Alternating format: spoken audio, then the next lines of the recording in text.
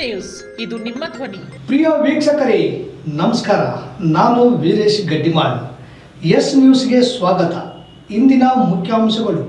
ಕನ್ನಡ ಹೃದಯದ ಭಾಷೆ ಚಂದ್ರಕಲಾ ಪ್ರಕಾಶ್. ನಗರಸಭೆ ಉಪಚುನಾವಣೆ ಕಾಂಗ್ರೆಸ್ ಅಭ್ಯರ್ಥಿ ಗೆಲುವು ಖಚಿತ. ಡಾಕ್ಟರ್ ನಾಗವೇಣಿ ಪಾಟೀಲ್. ಕಲ್ಮಂಗಿ ಗ್ರಾಮದಲ್ಲಿ ವಿದ್ಯುತ್ ತಂತಿ ತಗುಲಿ 2 ಕತ್ತೆಗಳು ಸಾವು. ಶ್ರೀ ಬಸವ ನರ್ಸಿಂಗ್ ಕಾಲೇಜಿನಿಂದ ಉಚಿತ ಆರೋಗ್ಯ ತಪಾಸಣೆ ಶಿಬಿರ. ತುರ್ವಿಹಾಳ್ ಪೊಲೀಸರಿಂದ ಅಪರಾಧ ತಡೆ ಜಾಗೃತಿ. ವಾರ್ತೆಗಳ ವಿವರ. ಕನ್ನಡ ಹೃದಯದ ಭಾಷೆ, ಮಾತೃಭಾಷೆ, ತಾಯಿ ಭುವನೇಶ್ವರಿ ಅಮ್ಮನ ಭಾಷೆ. ಕನ್ನಡ ಅಮೃತ, ಸಿರಿಗನ್ನಡಂ ಬಾಳ್ಗೆ, ಸಿರಿಗನ್ನಡಂ ಏಳಿಗೆ. ನಾವು ಎಲ್ಲೇ ಇದ್ದರೂ ನಮ್ಮ ಚೆಲುವ ಕನ್ನಡ ನಾಡಿನ ಸೊಗಡು ಮರೆಯಬಾರದು. ಕಲಿಯೋಕೆ ಕೋಟಿ ಭಾಷೆ ಇದ್ದರೂ ಮಾತಾಡೋಕೆ ಕನ್ನಡ ಭಾಷೆನೇ ಚೆಂದ. ಪ್ರತಿಯೊಬ್ಬರಿಗೂ ಕನ್ನಡ, ಇಂಗ್ಲಿಷ್, ಹಿಂದಿ ಈ 3 ಭಾಷೆಗಳು ಗೊತ್ತಿರಬೇಕು ಮತ್ತು ಮಾತನಾಡಲಿಕ್ಕೆ ಬರಬೇಕು. ಅಂಥವರು ಜೀವನದಲ್ಲಿ ಗೆದ್ದ ಹಾಗೆ ಎಂದು ಶ್ರೀ ಕೃಷ್ಣದೇವರಾಯ ವಿದ್ಯಾಸಂಸ್ಥೆಯ ಪ್ರಿನ್ಸಿಪಾಲರಾದ ಶ್ರೀಮತಿ ಚಂದ್ರಕಲಾ ಪ್ರಕಾಶ್ ಹೇಳಿದರು. ಅವರು ತಾಲೂಕಿನ ಹರಳಹಳ್ಳಿ ಗ್ರಾಮದ ಸರ್ಕಾರಿ ಪ್ರೌಢಶಾಲೆಯಲ್ಲಿ ಕನ್ನಡ ಸಾಹಿತ್ಯ ಪರಿಷತ್ತು ಜಿಲ್ಲಾ ಮತ್ತು ತಾಲೂಕು ಘಟಕದ ಸಂಯುಕ್ತಾಶ್ರಯದಲ್ಲಿ ಹಮ್ಮಿಕೊಂಡಿದ್ದ ಪರಿಷತ್ತಿನ ನಡೆಯ ಹಳ್ಳಿ ಕಡೆ 2023-24ನೇ ಸಾಲಿನ ದತ್ತಿ ಕಾರ್ಯಕ್ರಮ ಹಾಗೂ ಪ್ರೌಢಶಾಲೆ ವಿದ್ಯಾರ್ಥಿಗಳಿಗೆ ಹಳೆಗನ್ನಡ ಓದು ಮತ್ತು ದಾರ್ಶನಿಕರ ಮಾಸಿಕ ಕವಿಗೋಷ್ಠಿ ಸರಣಿ 21ರ ಕಾರ್ಯಕ್ರಮವನ್ನು ಉದ್ಘಾಟಿಸಿ ಮಾತನಾಡಿದರು. ಇಂಗ್ಲಿಷ್ ಈಗಿನ ದಿನಮಾನಗಳಲ್ಲಿ ಬೇಕೇ ಬೇಕು. ಹೊಟ್ಟೆಗಾಗಿ, ಬಟ್ಟೆಗಾಗಿ, ಉತ್ತಮ ಜೀವನದ ಬದುಕಿಗಾಗಿಯಾದರೂ ನಾವು ಇಂಗ್ಲಿಷ್ ಭಾಷೆಯನ್ನು ಕಲಿಯಬೇಕಾಗಿದೆ. ಹಿಂದಿ ನಮ್ಮ ದೇಶದ ಭಾಷೆ. ಅನೇಕ ರಾಜ್ಯಗಳಲ್ಲಿ ಸಂಚಾರ ಮಾಡುವಾಗ ಹಿಂದಿಯ ಅವಶ್ಯಕತೆ ಬಹಳವಿರುತ್ತದೆ. ಹೀಗಾಗಿ ಈ 3 ಭಾಷೆಗಳನ್ನು ಬಲ್ಲವರಿಗೆ ಎಲ್ಲಿಯೂ ಸೋಲೇ ಇಲ್ಲ ಎಂದು ಮಾತನಾಡಿದರು. ಕವಿಗೋಷ್ಠಿ ಅಧ್ಯಕ್ಷತೆಯನ್ನು ವಹಿಸಿ ಮಾತನಾಡಿದ ಯೋಗ ಗುರು ಎಂ ಭಾಸ್ಕರ್ ಅವರು, ಜ್ಞಾನದಿಂದ ಬೆಳಕು. ಮಕ್ಕಳು ವಿದ್ಯಾವಂತರಾಗಿ ತುಂಬ ಶ್ರದ್ಧೆ ಭಕ್ತಿಯಿಂದ ಜ್ಞಾನವನ್ನು ಪಡೆದುಕೊಂಡು ಸಮಾಜದಲ್ಲಿ ಉತ್ತಮ ನಾಗರಿಕರಾಗಿ ಬಾಳಬೇಕು. ತಂದೆ ತಾಯಿ ಗುರು ಹಿರಿಯರನ್ನು ಪೂಜ್ಯನೀಯ ಭಾವನೆಯಿಂದ ನೋಡಬೇಕು. ಪ್ರತಿಯೊಬ್ಬರೂ ಸಂಸ್ಕಾರವನ್ನು ಬೆಳೆಸಿಕೊಂಡು ಸುಸಂಸ್ಕೃತರಾಗಿ ಬಾಳಿ ಬದುಕಿದಾಗ ಹುಟ್ಟಿದ್ದಕ್ಕೂ ಸಾರ್ಥಕ, ಮಾನವ ಕುಲಕ್ಕೆ ಒಂದು ಗೌರವ ಎಂದರು. ಇದೇ ವೇಳೆ ವಿರುಪಾಪುರದ ಸರ್ಕಾರಿ ಪ್ರೌಢಶಾಲೆಯ ಶಿಕ್ಷಕ ಮೌಲಸಾಬು ಬಾವಿಕಟ್ಟೆ ಅವರು ಹಳೆಗನ್ನಡ ಓದು ಎಂಬ ವಿಷಯ ಮಂಡನೆ ಮಾಡಿದರು. ಹರಳಹಳ್ಳಿ ಗ್ರಾಮದ ಕವಿಗಳಾದ ಬಸವರಾಜ್ ಕುಂಬಾರ್ ಜಾನಪದ ಸಾಹಿತ್ಯದ ವಿಷಯ ಮಂಡನೆ ಮಾಡಿದರು. ಶ್ರೀ ಮನ್ಮಥರೆಡ್ಡಿಗೌಡ ಪೊಲೀಸ್ ಪಾಟೀಲ್ ಸ್ಮಾರಕ ದತ್ತಿ ಹಾಗೂ ದಿವಂಗತ ಪುಷ್ಪವತಿ ಮಾಧುರಾವ್ ಸ್ಮಾರಕ ದತ್ತಿ, ಸರ್ವೋತ್ತಮರೆಡ್ಡಿ ಪೊಲೀಸ್ ಪಾಟೀಲ್, ವೆಂಕಟರಾಜು ಸಿಂಧನೂರ್ ಇವರು ಈ ಕಾರ್ಯಕ್ರಮದ ದತ್ತಿ ದಾನಿಗಳಾಗಿದ್ದಾರೆ. ಸಂಗೀತ ಸಾರಂಗಮಠ್ ನಿರೂಪಿಸಿದರು. 30ಕ್ಕೂ ಹೆಚ್ಚು ವಿದ್ಯಾರ್ಥಿಗಳು ಕವಿಗೋಷ್ಠಿಯಲ್ಲಿ ಭಾಗವಹಿಸಿ ಕವನ ವಾಚನ ಮಾಡಿದರು. ಈ ಸಂದರ್ಭದಲ್ಲಿ ಮುಖ್ಯ ಅತಿಥಿಗಳಾಗಿ SDMC ಅಧ್ಯಕ್ಷ ಸೂಗಪ್ಪ ಬಳಿಗಾರ್, ಯಲ್ಲಪ್ಪ ಕಾಟಗಿ, ಶಾಲೆಯ ಮುಖ್ಯೋಪಾಧ್ಯಾಯ ಬಸವರಾಜ್ ಬಿಳೆಕಲ್, ಗ್ರಾಮದ ಹಿರಿಯ ಮುಖಂಡ ಪಂಪಯ್ಯಸ್ವಾಮಿ ಹಿರೇಮಠ್, ನಾಗರತ್ನಮ್ಮ ಬಂಗಾರಶೆಟ್ಟಿ, ವಿಶ್ವನಾಥ್ ಕಾಟ್ಗಲ್, ಶಿವರಾಜ್ ಅರಗಿ, ಬಾಬರ್ ಪಟೇಲ್, ಹನುಮಂತ ಬಡಿಗೇರ್, ವೀರೇಶ್ ಗಡ್ಡಿಮಾಳ್, ಶಿಕ್ಷಕರಾದ ಶಂಭು ಗಂಗೋಳಿ, ಮಂಜಪ್ಪ, ಶಿವಪುತ್ರಪ್ಪ, ವೀರಭದ್ರಪ್ಪ ಹೊಗರ್ನಾಳ್, ಲಕ್ಷ್ಮೀದೇವಿ, ಮಹೇಶ್ ಸೇರಿದಂತೆ ವಿದ್ಯಾರ್ಥಿಗಳು ಪಾಲ್ಗೊಂಡಿದ್ದರು. ನಮ್ಮನ್ನು ಹಿಡಿಯೋರು ಯಾರೂ ಇಲ್ಲ, ಅದು ಮಾತ್ರ ಖಚಿತ. ಈ 3 ಲ್ಯಾಂಗ್ವೇಜ್ ಏನಿದೆ, ಕನ್ನಡ, ಹಿಂದಿ ಮತ್ತು ಇಂಗ್ಲಿಷ್, ಯಾಕೆ ಅಂತ ಹೇಳ್ತೀನಿ. ಕನ್ನಡ ಹೃದಯದ ಭಾಷೆ.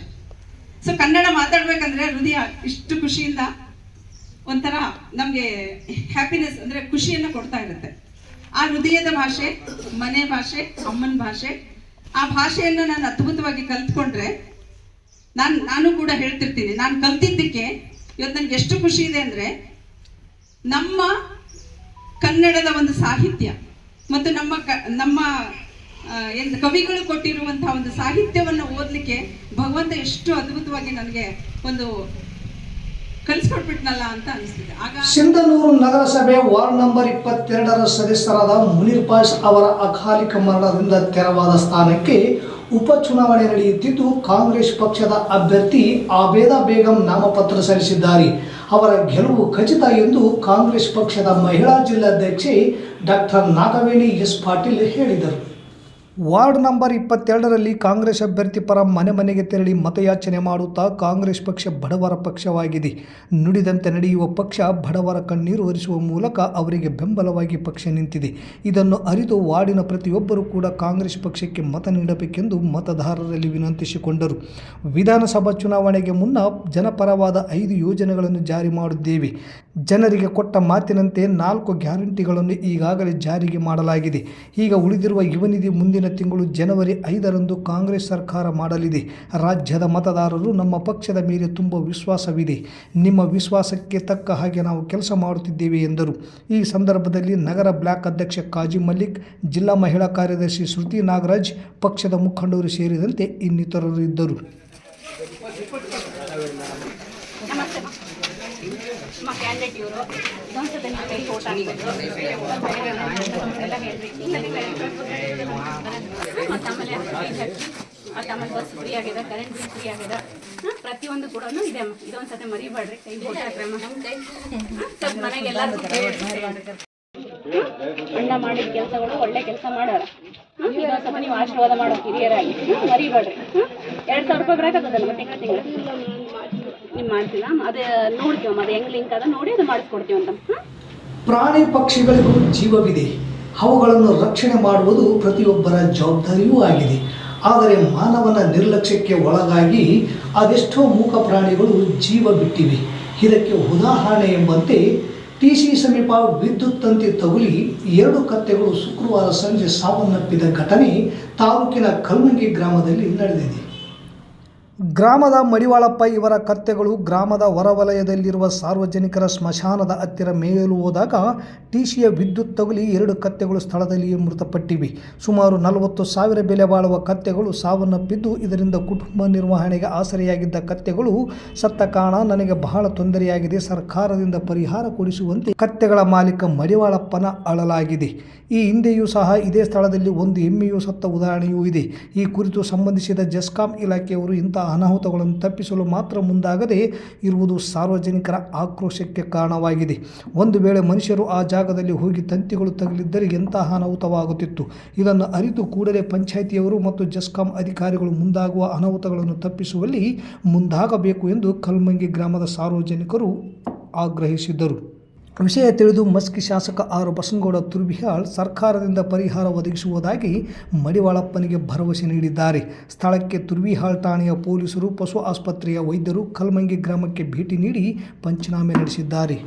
ನಗರದ ಶ್ರೀ ಬಸವ ನರ್ಸಿಂಗ್ ಕಾಲೇಜಿನ ಸಹಯೋಗದಲ್ಲಿ ವೈದ್ಯ ಭೂಷಣ ಪುರಸ್ಕಾರ ಪುರಸ್ಕೃತ ಡಾಕ್ಟರ್ ಹಾಲೇಶ್ ಅವರ ಕುಟುಂಬದಿಂದ ದಿವಂಗತ ರಾಮಣ್ಣ ಕಬ್ಬೇರು ಅಳವಂಡಿಯವರ 10ನೇ ವರ್ಷದ ಪುಣ್ಯಾರಾಧನೆ ಮತ್ತು ದಿವಂಗತ ದೊಡ್ಡಬಸಪ್ಪ ಮಾಸ್ತರ್ ಅವರ ಪ್ರಥಮ ವರ್ಷದ ಪುಣ್ಯಾರಾಧನೆ ಅಂಗವಾಗಿ ಕಾರುಣ್ಯಾಶ್ರಮದ ಎಲ್ಲ ಹಿರಿಯ ವೃದ್ಧರಿಗೆ ಉಚಿತ ಆರೋಗ್ಯ ತಪಾಸಣೆ ಶಿಬಿರ ಹಾಗೂ ಔಷಧಿ ವಿತರಣೆ ಮಾಡಿದರು.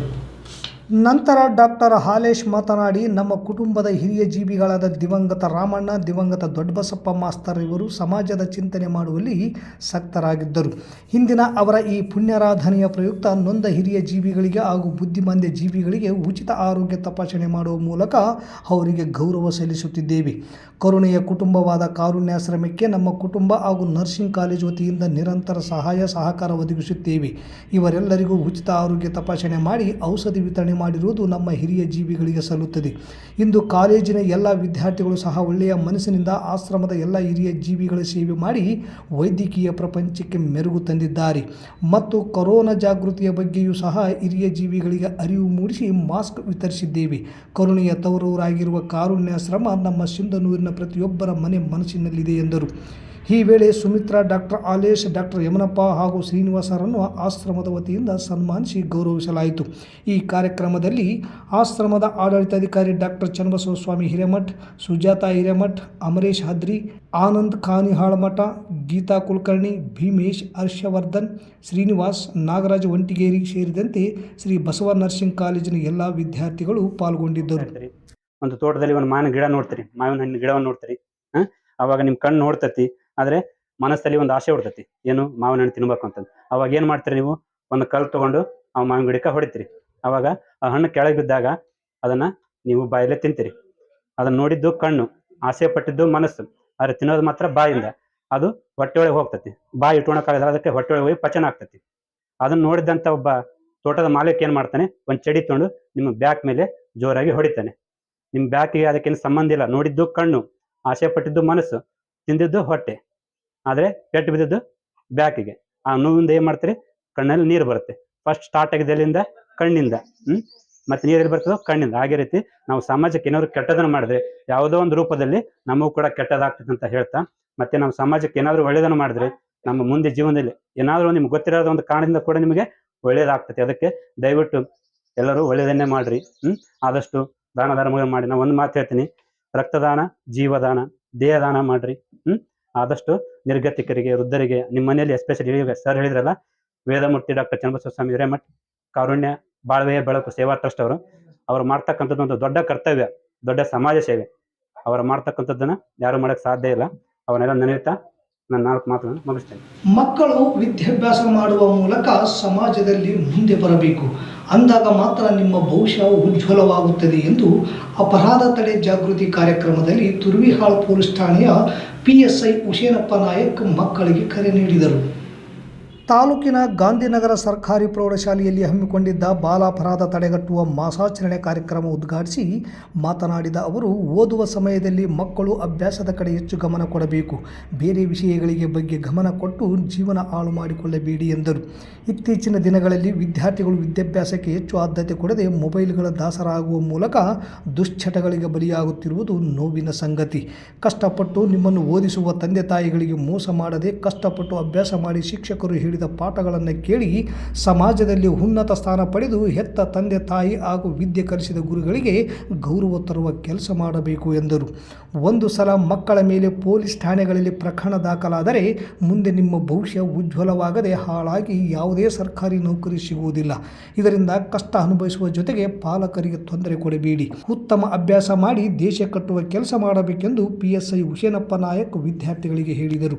ಸರ್ಕಾರಿ ಪ್ರೌಢಶಾಲೆಯ ಮುಖ್ಯೋಪಾಧ್ಯಾಯರು, ಶಿಕ್ಷಕರು, ಸಾರ್ವಜನಿಕರು ಅಪರಾಧ ತಡೆ ಮಾಸಾಚರಣೆಯ ಕಾರ್ಯಕ್ರಮದಲ್ಲಿ ಪಾಲ್ಗೊಂಡಿದ್ದರು. ಮತ್ತೊಮ್ಮೆ ಮುಖ್ಯಾಂಶಗಳು.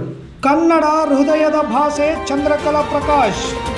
ನಗರಸಭೆ ಉಪಚುನಾವಣೆ ಕಾಂಗ್ರೆಸ್ ಅಭ್ಯರ್ಥಿ ಗೆಲುವು ಖಚಿತ. ಡಾಕ್ಟರ್ ನಾಗವೇಣಿ ಪಾಟೀಲ್. ಕಲ್ಮಂಗಿ ಗ್ರಾಮದಲ್ಲಿ ವಿದ್ಯುತ್ ತಂತಿ ತಗುಲಿ 2 ಕತ್ತೆಗಳು ಸಾವು. ಶ್ರೀ ಬಸವ ನರ್ಸಿಂಗ್ ಕಾಲೇಜಿನಿಂದ ಉಚಿತ ಆರೋಗ್ಯ ತಪಾಸಣೆ ಶಿಬಿರ. ತುರ್ವಿಹಾಳ್ ಪೊಲೀಸರಿಂದ ಅಪರಾಧ ತಡೆ ಜಾಗೃತಿ. ಇಲ್ಲಿಗೆ ವಾರ್ತಾ ಪ್ರಸಾರ ಮುಕ್ತಾಯವಾಯಿತು. ನಿರಂತರ ಸುದ್ದಿಗಾಗಿ ವೀಕ್ಷಿಸಿ ಎಸ್ ನ್ಯೂಸ್. ಇದು ನಿಮ್ಮ ಧ್ವನಿ. ನಮಸ್ಕಾರ.